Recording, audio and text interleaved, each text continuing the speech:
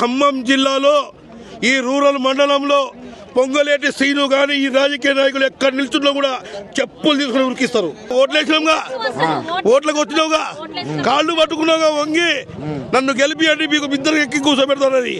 ఏది మిద్దకి ఎక్కి పుత్ర కర్ర కూర్చున్నాడు కూర్చుండీడు. ఏది ఇంకెవరు? పొంగులేటి శ్రీను, తుమ్మల నాగేశ్వరరావు, ఆ బట్టి క్రమార్క, రేవంత్ రెడ్డి రారండి. ఎందుకంటే వాళ్ళు మొత్తం కుమ్మకురులు కదా. వాళ్ళు ఇప్పుడు వస్తే మళ్ళీ ఇది మొత్తం పీకలు పట్టుకుంటారు.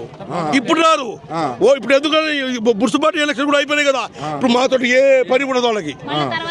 బాధ్యత ఉండదు. ఇప్పుడు వాళ్ళు ఏసీలలో హాయిగా కావాల్సింది తిండి తినకుండా వాళ్ళు కావాల్సిన అధికారులు చేసుకుంటా హాయిగా ఉన్నారు. ఇప్పుడు వాళ్ళు బయటకు ఎందుకు వస్తారండి?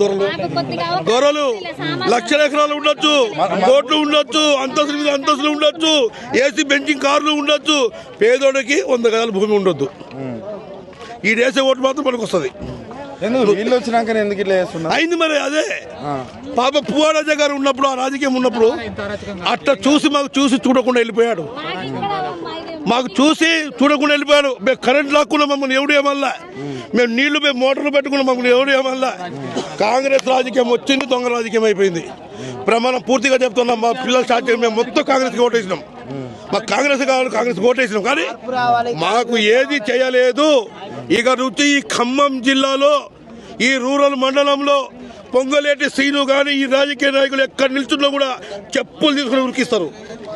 అంత కోపం ఉందా? అంత కోపం కాదు, కడుపు రగిలిపోతుంది. ఏది లేదు సార్. ఇప్పుడు నీళ్లు లేవు, మాకి మంచి నీళ్లు లేవు. పేదలు ఎండుకుపోతున్నాయి.